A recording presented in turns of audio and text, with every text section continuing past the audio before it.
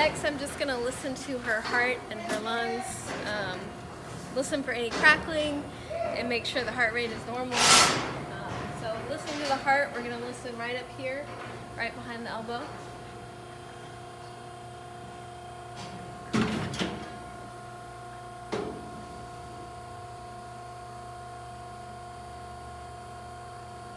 Again, she's right around 60 because we are a little bit nervous. Then I'm just gonna listen through the lung field and make sure I don't hear any crackles.